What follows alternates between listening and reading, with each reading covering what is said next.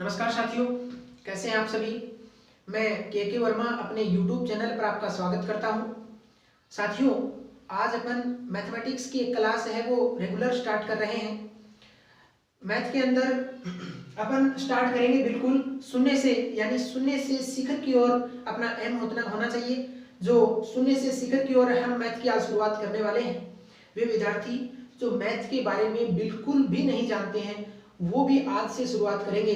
तो दोस्तों, कुछ दिन इस YouTube चैनल पर मेरे साथ अगर आप जुड़े रहेंगे तो आप गणित के ज्ञाता बन सकते हैं, महान ज्ञाता बन सकते हैं। दोस्तों, आज मैं ये जो क्लास लेकर के आया हूँ ये बिल्कुल जीरो से स्टार्ट करूंगा, यानी आपके छोटे बहन भाई भी घर में अगर छठी सातवीं क्लास के बच्चे हैं वो भी इस क्लास को देख सकते हैं। और फिर बड़े साथी जो कॉम्पिटिटिव एग्जाम की तैयारी कर रहे हैं, कंपटीशन के अंदर मेन क्लासेज, चाहे आप पटवारी की तैयारी कर रहे हैं, चाहे आप REET second level math science की तैयारी कर रहे हैं, चाहे आप एसएससी की कोई एग्जाम देना चाहते हैं, जैसे और भी हैं रेलवे, एनटीपीसी और ग्रुप डी के लिए तो बहुत महत्वपूर्ण टॉपिक है ये।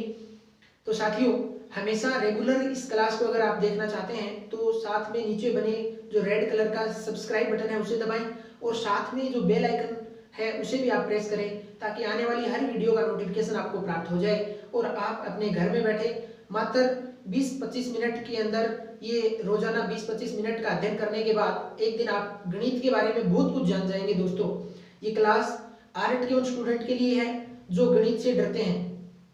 मैंने बहुत सारे ऐसे दोस्त देखे हैं जो आर्ट में बहुत अच्छी तैयारी करते हैं, बहुत जीके का बहुत अच्छा नॉलेज होता है, लेकिन मैथमेटिक्स के अंदर आकर के थोड़ी सी मात खा जाते हैं। तो साथियों, डरने की कोई आवश्यकता नहीं है। मैथ एक बहुत ही इंटरेस्टिंग टॉपिक है, बहुत ही अच्छा शानदार टॉपिक है, फैक्चुअल टॉपिक है। इसके अंदर क्या होता है, जो यस है तो वो यस होता है, इसके अंदर कम और ज्यादा की कोई गुंजाइश नहीं होती है। तो साथियों, आज ये ज्यादा टाइम वेस्ट हम नहीं करेंगे। आपने सब्सक्राइब चैनल को कर दिया होगा, एक कमेंट भी आप कर सकते हैं अभी, और चैनल को वीडियो को लाइक करें, ज्यादा से ज्यादा अपने दोस्तों के पास शेयर कर दें ताकि अपने अपनी क्लास को स्टार्ट कर सकें। दोस्तों, आज अपन जो स्टार्ट करने वाले हैं वो टॉपिक है अपना नंबर सिस्टम का।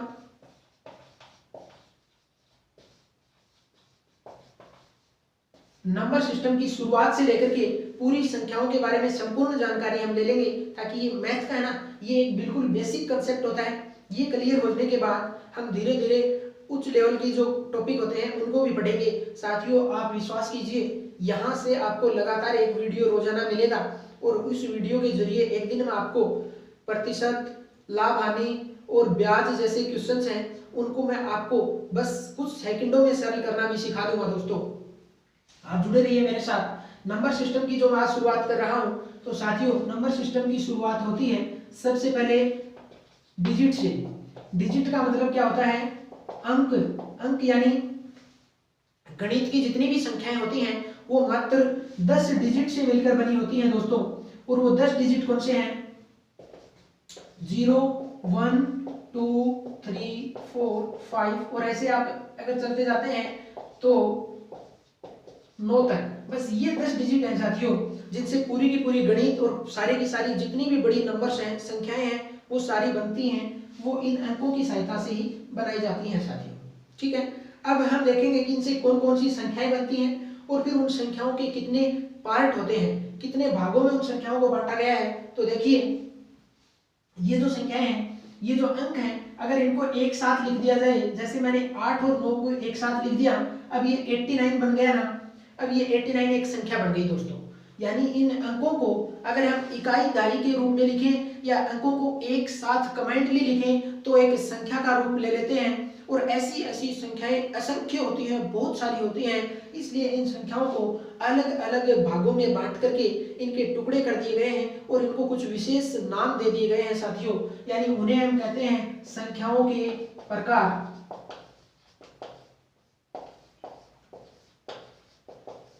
संख्याओं के प्रकार। और ऐसे ऐसे हम लगभग 16 से 17 संख्याओं के प्रकार अभी पढ़ने वाले हैं दोस्तों।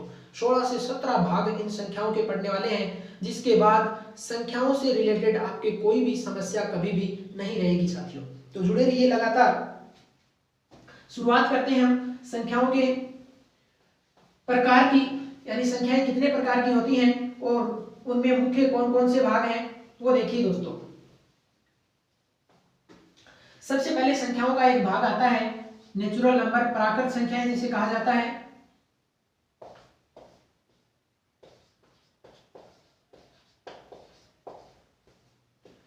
इंग्लिश का नाम जरूरी है दोस्तों, किसी भी संख्या के लिए अगर इंग्लिश वाला नाम अगर आपको नहीं आता है तो समस्या आपके हो सकती है, क्योंकि जैसे प्राकृत संख्याओं को नेचुरल नाम से जाना जाता है, नेचुरल नंबर्स।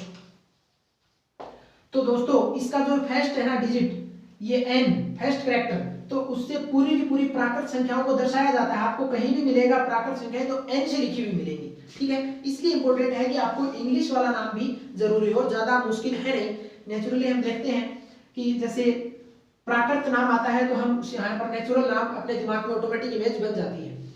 देखिए साथियों, प्राकृत संख्याओं में उनको एन से डिनोट किया जाता है और इसके अंदर 1 2 3 और डॉट डॉट डॉट आगे तक वो सारी की सारी संख्याएं जो प्लस की हैं वो सारी कहलाती हैं प्राकृत संख्याएं, नेचुरल नंबर, जिन्हें एन से डिनोट किया जाता है। आई होप ये आपके अच्छे से समझ में आ गया होगा। कई टीचर आगे इसके इनफाइनाइट लगवाते हैं कि इनफाइनाइट तक, वो गलत है दोस्तों। आप इनफाइनाइट नहीं लगाइए इसके साथ, यानी कितने भी कोई भी नंबर है, इनफाइनाइट तो एक भगवान है और भगवान अभी तक आपको प्राप्त नहीं हुए हैं। आप इस रास्ते चले जाइए, जहां तक आपको भगवान मिले उस जगह आप अनंत लगा देना, कोई दिक्कत नहीं है, ठीक है। नेचुरल नंबर आपने समझ लिया है, उसके साथ ही पूर्ण संख्याओं को भी हम पढ़ लेते हैं। पूर्ण संख्याओं में क्या होता है कि जैसे नेचुरल नंबर है, पूर्ण संख्याओं को बोला जाता है होल नंबर और इन्हें W से डिनोट किया जाता है दोस्तों, ठीक है। वहीं पर मैं आपको प्राकृत संख्याओं के बारे में एक चीज और बता देता हूं। आप यहां से देखिए, प्राकृत संख्याओं की जो खोज की हुई है, जो फाउंडर है या प्राकृत संख्याएं जिन्होंने आपके सामने ये ग्रुप बना करके रखा है ना, उनका नाम होता है दोस्तों, एक मैथमेटिशियन है जिनका नाम है पाइनोज। ये आपको याद रखना है। आपको पूछा जा सकता है कहीं भी प्राकृत संख्याओं की खोज किसने की, तो वो पाइनोज नाम के एक मैथमेटिशियन ने की थी। समझ में आ गई बात। वैसे ही पूर्ण संख्याएं हैं वो आप देख लें, पूर्ण संख्याओं को कुछ भी नहीं करना, आपको सिर्फ इतना ही देखना है कि जीरो और जोड़ देना है किसमें, नेचुरल नंबर के अंदर।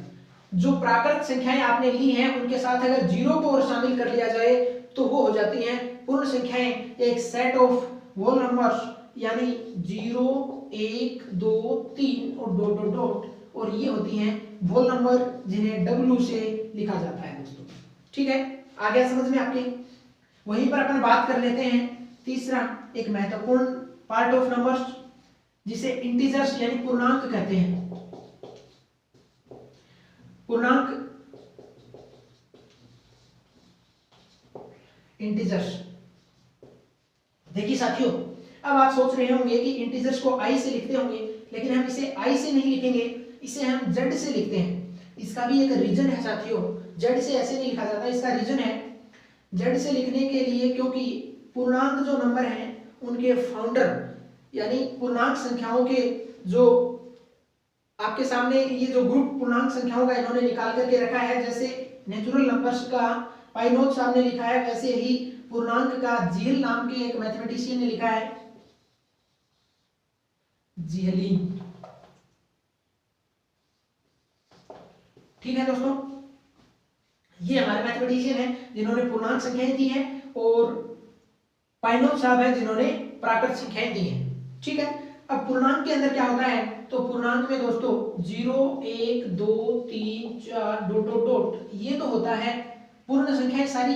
इसके साथ ही अगर हम माइनस की नेचुरल नंबर यानी माइनस की प्राकृत संख्याएं भी अगर इसमें शामिल कर लें तो दोस्तों ये होती हैं हमारी पूर्णांक संख्याएं बन जाती हैं, ठीक है।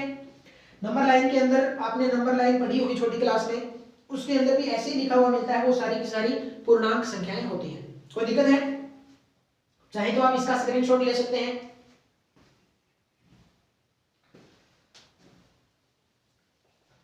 अब देखिए साथियों, चौथा आपका पार्ट है परिमेय संख्याएं।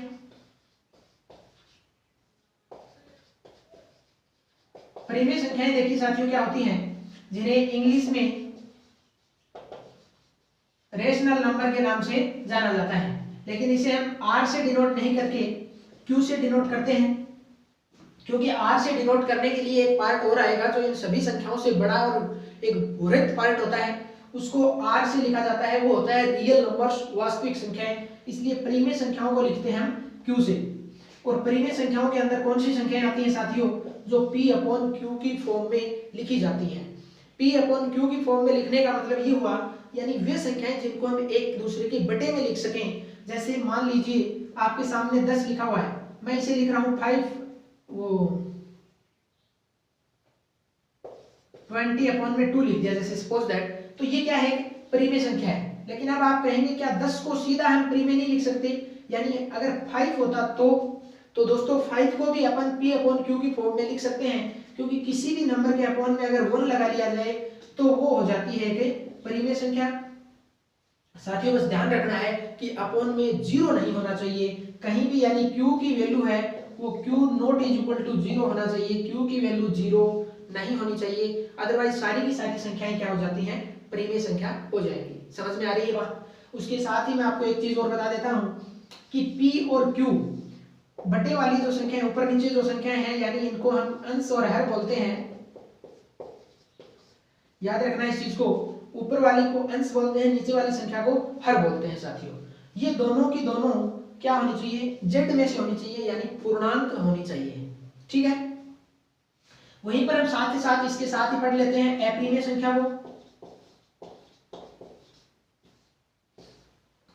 अपरिमेय संख्या कौन सी होती है, वे संख्याएं जिन्हें हम P अपॉन क्यू की फॉर्म में नहीं लिख सकते हैं। ठीक है साथियों, जिन्हें हम P अपॉन क्यू की फॉर्म में नहीं लिख सकते हैं वो होती हैं अपरिमेय संख्याएं। और नहीं लिख सकते का मतलब ये हुआ कि वे संख्याएं जिनको हम क्या होती हैं, अपरिमेय संख्या, जो P अपॉन क्यू की फॉर्म में नहीं लिखी जाती हैं। इसमें आती हैं रूट की वे संख्याएं जिनका पूर्ण वर्गमूल हम नहीं कर सकते, वे संख्याएं हैं। आगे आने वाली क्लास में वर्गमूल है, घनमूल है, वर्ग स्क्वायर, मैं सारी चीजें आपके लिए लेकर के आ रहा हूं दोस्तों। ये जो √2 है इसका पूर्ण वर्ग हम प्राप्त नहीं कर पाते हैं। ये संख्याएं ऐसी हैं जो पॉइंट के बाद इनको अगर हम डिवाइड करना स्टार्ट करें, इनको सोल्व करना स्टार्ट करें, तो इनके पॉइंट के बाद है वो संख्याएं आती जाती हैं, जिसके अंदर आप क्या लिख सकते हैं, जिसके अंदर एक तो आवर्ती होती है, बार बार एक तो आवर्ती होती है और एक अनावर्ती होती है। कहने का मतलब ये हुआ कि एक तो मान लीजिए सपोज दैट आपने ये लिख दिया कुछ जैसे 10 में आपने 7 का भाग दे दिया, तो साथियों ये भाग आप जब डिवाइड करते हैं ना इस नंबर्स को, तो ये एक जगह पॉइंट आता है और उसके बाद संख्याएं चलती रहती हैं। हम आगे आपको भाग देकर के भी दिखाएंगे, आगे भी एक संख्याओं में सॉल्व करेंगे इनको। जैसे 10 का हम भाग देते हैं, 10 में 7 का भाग देते हैं, तो एक टाइम जाता है 7 एकम 7 और फिर 3 बचता है, फिर 7 चौका 28 आता है, फिर 2 आता है, फिर 7 दूनी 14 आता है, 6 बचता है 60, 7 तो 8 56 होता है, और फिर 4 होता है तो 7 5 35 होता है, और फिर 5 बचने के बाद 7 7 49, फिर 1 बचता है 10 और 7 3 7 एकम 7, फिर ऐसे देखो अब दोबारा स्टार्ट हो जाएगा। अब ये 4 2 8 7 1 ये बार बार आना स्टार्ट हो जाएगा। इसको बोलते हैं दोस्तों आवर्ती हो जाना। लेकिन एक तो आवर्ती इस प्रकार की होती है कि जो नंबर है वो दोबारा बदल बदल कर आने स्टार्ट हो जाते हैं, चाहे वो कहीं भी जाकर के एक ग्रुप बन जाता है, 10 संख्याओं का बन जाए, चाहे 5 का बन जाए, 4 का बन जाए, जितनी भी है वो सारी की सारी दोबारा रिपीट होनी स्टार्ट हो जाती है। लेकिन उनका भी एक नियम होता है, ऐसे नहीं होता कि 10 किसी में भी हो जाए। अगर आप 7 से डिवाइड कर रहे हैं तो यहाँ से 6 से ज्यादा नहीं हो सकते, यानी 4 एक यहाँ से लेकर के 3 और 3 6। अब देखो 7 से अगर किसी नंबर को डिवाइड कर रहे हैं तो 6 से बड़ा कोई जोड़ा यहाँ पर नहीं बनेगा, उसके बाद पुनरावृत्ति स्टार्ट हो जाती है अगर होनी हो तो। अगर पुनरावृत्ति नहीं होनी है तो कई जगह पुनरावृत्ति नहीं होती है। मान लीजिए पॉइंट के बाद ऐसे आ गया 1 2 5 3 4 2 1 2 6 डॉट डॉट डॉट चलता जाए, तो वहां कहीं भी पुनरावृत्ति होती नहीं है, तो उनको अशांत बोलते हैं और इनको शांत बोलते हैं। समझ में आ रही बात आपके, यानी शांत ये नहीं है, सॉरी, शांत तो होता है जहां एक जगह जाकर के रुक जाता है, फिर इनकी तो पुनरावृत्ति हो रही है बार बार, तो ये होता है अशांत, इनको ऐसे बोलते हैं अशांत। अब ये शांत वो वाला शांत नहीं है, जैसे आप ये कहेंगे कि शांत तो ऐसे लिखा जाता है, ये वो वाला शांत नहीं, ये वाला शांत अलग होता है। ठीक है, ज्यादा इसमें घुसने की आवश्यकता है नहीं, आपको समझ में आ गया होगा कि P अपॉन Q की फॉर्म में लिखी जाती है, ए प्रीम में P अपॉन Q की फॉर्म में हम नहीं लिख सकते। उसके बाद हम जो देखेंगे वो देखिए, अब देखिए साथियों, हम जो देख रहे हैं वो देखेंगे अपन, पार्ट होगा अपना 6 number, real number. Real number यानी वास्तविक संख्याएं।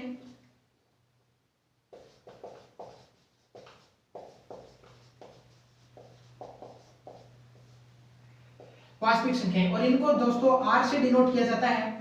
रियल नंबर के अंदर कौन सी आती है, यानी natural number plus whole number plus integers plus rational number और प्लस इरेशनल नंबर। ये सारी की सारी अगर जिसमें शामिल कर ली जाए वो एक पूरा का पूरा बोरा होता है, उसको रियल नंबर के नाम से जाना जाता है साथियों। ठीक है, इतनी सी बात आप समझ के रखना कि सारी की सारी संख्याएं जिनको किसी इक्वेशन के अंदर रखने पर अगर उसका वास्तविक मान प्राप्त किया जा सकता है तो वो संख्याएं सारी रियल नंबर होती हैं। ठीक है, अगर हम 1 लिखे, 2 लिखे, 1/2 लिखे, माइनस का 3/4 लिखे, तो ये सारी की सारी संख्याएं क्या है, रियल नंबर के अंदर आती हैं, वास्तविक संख्याओं में आती हैं। इसके अलावा एक अवास्तविक संख्या होती है जिसे हम काल्पनिक संख्या बोलते हैं दोस्तों। वे संख्याएं हमारे टॉपिक में नहीं आएंगी, यहाँ पर सिलेबस में नहीं है, लेकिन फिर भी मैं बताता हूं आपको। इमेजिनरी संख्याएं जो होती हैं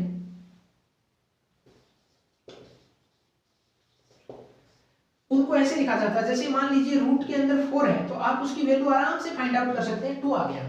ठीक है, लेकिन कई बार ऐसा मिलता है आपको कि रूट के अंदर आपको -4 मिल गया, अब आप इसका स्क्वायर रूट नहीं निकाल सकते, इसका पूर्ण वर्गमूल नहीं कर सकते हैं, और ऐसी संख्याएं आती हैं वो इमेजिनरी पार्ट में आती हैं, जिन्हें यानी माइनस के आगे रूट के अंदर, तो उसको हम सोल्व नहीं कर पाएंगे। हाँ, ये हो सकता है कि ये प्लस और माइनस दोनों का स्क्वायर रूट तो प्राप्त हो सकता है, लेकिन रूट के अंदर माइनस का चिन्ह कभी भी नहीं आ सकता अगर वो वास्तविक संख्या है। तो वास्तविक संख्या के लिए माइनस का रूट अगर कहीं भी करना पड़ेगा, ये मान लो माइनस का रूट करना पड़ रहा है, तो ये एक वो इमेजिनरी संख्या है, काल्पनिक संख्या है, और इसे आयोटा से डिनोट किया जाता है।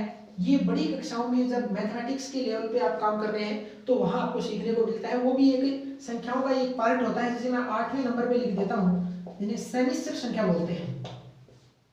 समिश्र संख्या के अंदर आपको आयोटा का यूज करना पड़ता है, उसके अंदर काल्पनिक और वास्तविक यानी रियल और इमेजिनरी दोनों संख्याओं का एक संयोग करके एक संख्या बनाई जाती है, जिसका नाम होता है सम्मिश्र संख्या, कॉम्प्लेक्स नंबर। साथियों, कॉम्प्लेक्स नंबर है वो इस प्रकार का होता है a प्लस आयोटा b।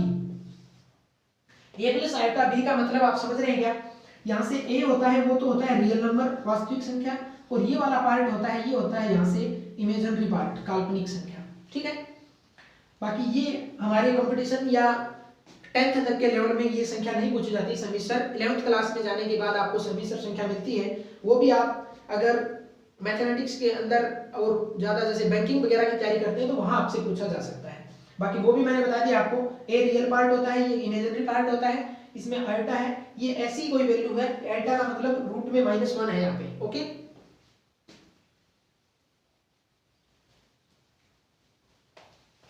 अब देखिए साथियों, अब हम देखने वाले हैं कि हमने जो नेचुरल नंबर पढ़े हैं, हमने जो होल नंबर पढ़े हैं, हमने जो जेड पूर्णांक पढ़े हैं, हमने जो रियल नंबर पढ़े हैं, और जो वो रेशनल नंबर पढ़े हैं और इरेशनल नंबर पढ़े हैं, इनके बारे में देख लेते हैं कि इनमें क्वेश्चन किस प्रकार से पूछा जा सकता है। तो साथियों, इसमें क्वेश्चन होते हैं, जैसे एक तो नेचुरल नंबर के खोज करता है वो हमें पता है, पूर्णांक के खोज करता हमें पता है, पाइनोज और इनके जीएल जो है वो आपको याद रखने हैं, दो तो इसके फाउंडर्स हैं। बाकी इनसे क्वेश्चन पूछा जाएगा कि क्या n को n में ऐड करने पर क्या n प्राप्त होता है। मेरा कहने का मतलब ये हुआ कि नेचुरल नंबर में नेचुरल नंबर ऐड करें तो क्या नेचुरल नंबर प्राप्त होता है। तो साथियों, आपको पता है कि किसी भी नंबर्स में कुछ भी ऐड किया जाता है तो उससे बड़ी संख्या ही हमें प्राप्त होती है, या तो वो खुद प्राप्त होता है या उससे बड़ी संख्या प्राप्त होती है, कम तो हमें प्राप्त होगी नहीं। और नेचुरल नंबर 1 से लेकर के बहुत सारे नंबर होते हैं, आगे का कोई अंत ही नहीं है इनका, इसलिए हम कह सकते हैं कि किसी भी नेचुरल नंबर में अगर वहीं से नेचुरल नंबर उठाकर जोड़ दिया जाए तो हमें एक नेचुरल नंबर ही प्राप्त होता है। ये और नो के क्वेश्चन होते हैं इसमें। ऐसे अगर यही बात पूर्ण के लिए पूछी जाए तो भी आप कहेंगे कि यस है, जेड के लिए कहेंगे तो भी यस है, रियल रेशनल के लिए कहेंगे तो भी यस है। आप इसमें और जैसे मल्टीप्लाई वगैरह करके देखेंगे n इंटू n तो भी आप कहेंगे कि वो n ही प्राप्त होगा। और अगर हमें माइनस की बात आ जाए तो दोस्तों जैसे n माइनस एन की अगर बात करें तो हमें n प्राप्त होता है क्या, तो आप कहेंगे कि ऐसा जरूरी नहीं है। कई बार तो ऐसा हो सकता है कि 5 माइनस टू, आप कहेंगे कि सर 5 माइनस टू बराबर तो 3 होता है और एक नेचुरल नंबर ही है, इसलिए आपने नो क्यों कहा। लेकिन अगर एक बार ना हो गया तो फिर सभी में ना माना जाता है। जैसे ऐसे भी तो हो सकता था, नेचुरल नंबर तो 2 है और दूसरा नेचुरल नंबर मैंने 5 ले लिया तो बराबर माइनस का 3 बचता है जो नेचुरल नंबर नहीं है। ये सारी कंडीशनें लगेंगी, वो पूर्ण नंबर के लगती हैं, पूर्णांक के अंदर लगती हैं, सॉरी। तो पूर्णांक के अंदर अगर होती तो हम यस कह सकते थे, लेकिन पूर्ण के अंदर अगर माइनस का 3 बच रहा है तो पूर्ण में और प्राकृत में दोनों में नो का आंसर हमें देना है। ठीक है साथियों, ऐसे कुछ क्वेश्चन बनेंगे इनमें। आपसे पूछ सकता है कि मान लीजिए a और b दोनों प्राकृत संख्याएं हैं,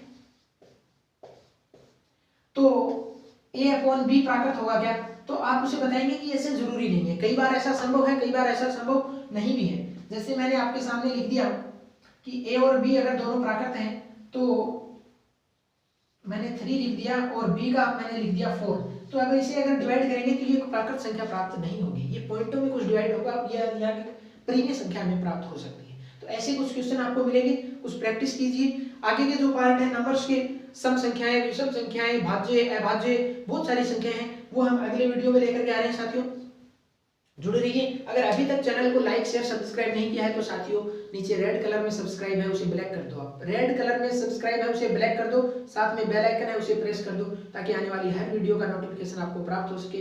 और साथियों सबसे अलग मिलेगा, सबसे यूनिक मिलेगा आपको, और दोस्तों सबसे बेहतरीन मिलेगा आपको। तो जुड़े रहिए स्मार्ट मैथमेटिक्स के साथ। मैं कुलदीप कुमार आपका एक बार फिर धन्यवाद करता हूँ आपकी ये वॉचिंग करने के लिए। तो साथियों ओके बाय।